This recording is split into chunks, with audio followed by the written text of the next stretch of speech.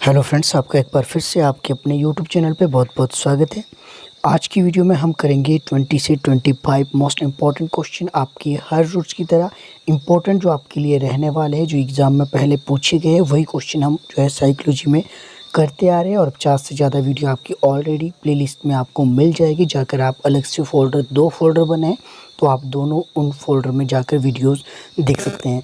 पहला प्रश्न ले लेते हैं। आज का पहला प्रश्न है आपके पास, संरचनावादी संप्रदाय के प्रवर्तक कौन है? तो संरचनावादी संप्रदाय के प्रवर्तक वो कौन है? तो आप देख सकते हैं ऑप्शन इसमें डी आपका सही हो जाएगा, विलियम वुंट। तो विलियम वुंट है आपके संरचनावादी संप्रदाय के प्रवर्तक। तो आपकी जो ये सीरीज अब ऑलमोस्ट ख़त्म होने वाली है, तो हमने ऐसा कोई क्वेश्चन नहीं छोड़ा है जो आपका एग्ज़ाम में पूछा जाएगा और मैंने नया ना करवाया हो।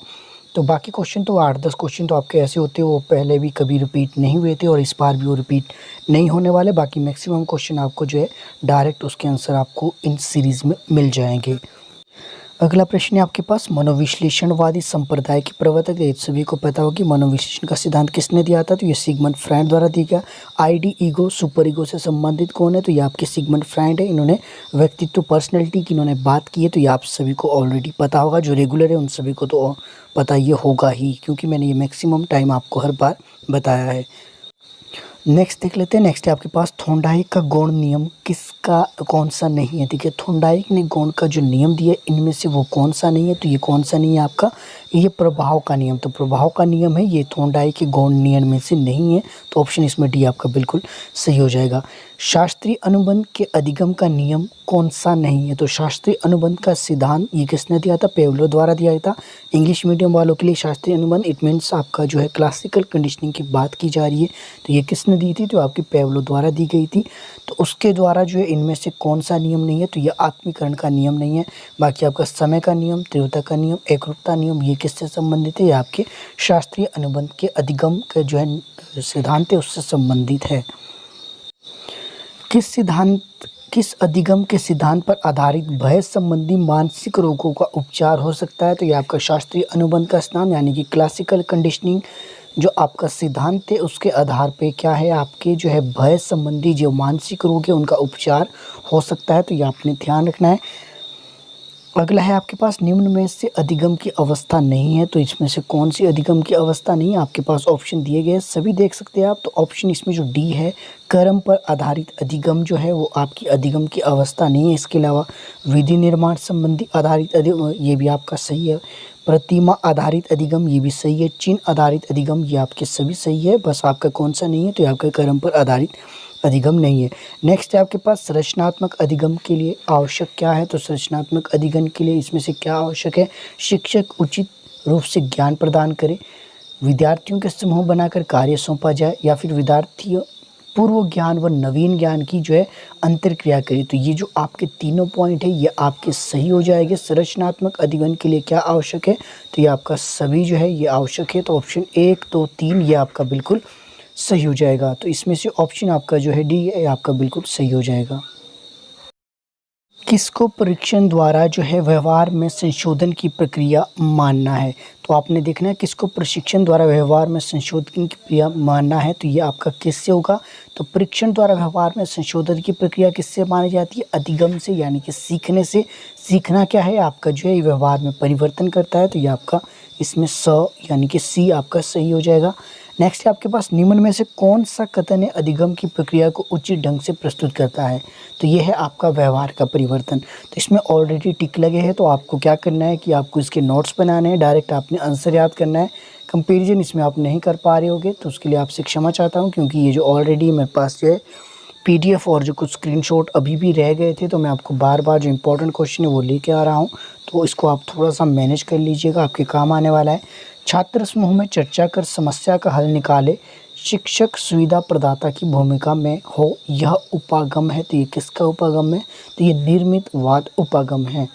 तो ये आपने ध्यान रखना है। बाकी जो है आपने बाकी के सभी ऑप्शन पढ़ने हैं, आपको कंपैरिजन करने में काफ़ी हेल्पफुल रहने वाले हैं।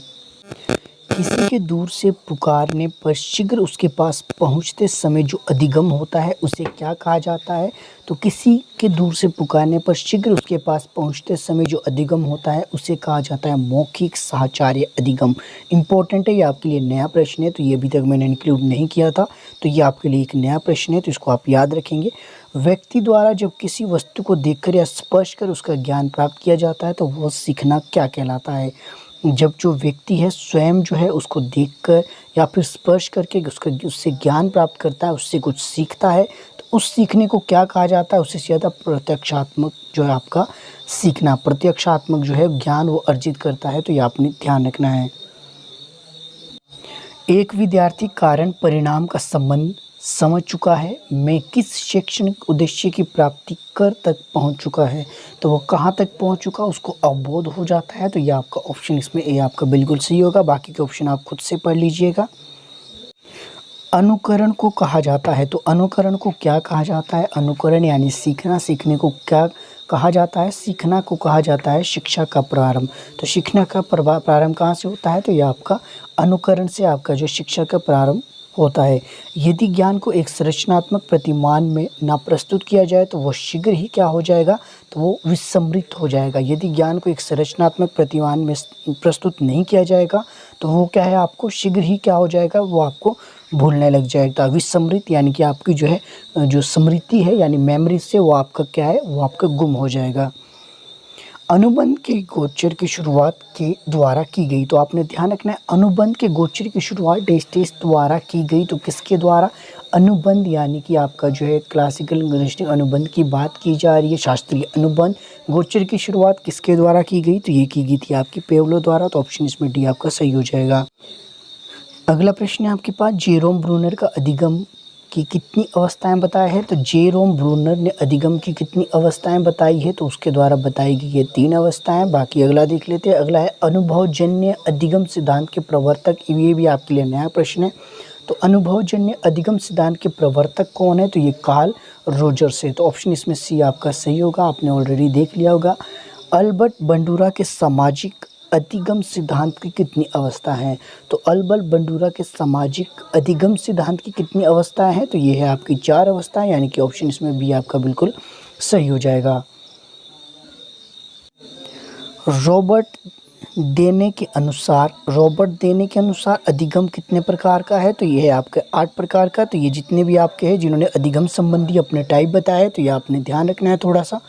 कौन सा व्यक्तिगत विभिन्नता का कारण नहीं है? तो ये कौन सा है? तो ये निर्देशन नहीं है। अब जो कौन कौन से कारक है व्यक्तिगत विभिन्नता के? वंशानुक्रम है, वातावरण है, परिपक्वता है, तो ये आपने ध्यान रखना है। हेरिडिटी, इन्वायरमेंट और आपके जो है मैच्योराइजेशन, तो ये आपके तीनों आपके जो है संबंधित है आपके व्यक्तिगत विभिन्नता से, इंडिविजुअल डिफरेंसेस से। और क्या नहीं है? तो ये आपका निर्देशन नहीं है।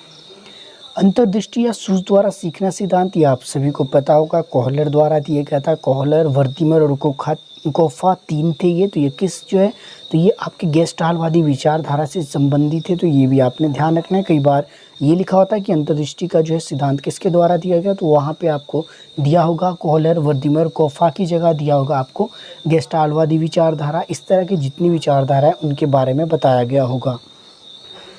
तो आज की वीडियो में हम इतना ही करते हैं, बाकी मिलते हैं ऐसी और अगली वीडियो में, कल की वीडियो में। बाकी आपने अपने दोस्तों के साथ इसे शेयर ज़रूर करना है। और आपकी एग्ज़ाम की डेट भी अब आ गई है, तो अपनी तैयारी आप अच्छे से कीजिए। बाकी आप रिवीजन आप साथ साथ करते रहिए। आप प्लेलिस्ट में जाकर बाकी की वीडियोज़ भी देख सकते हैं।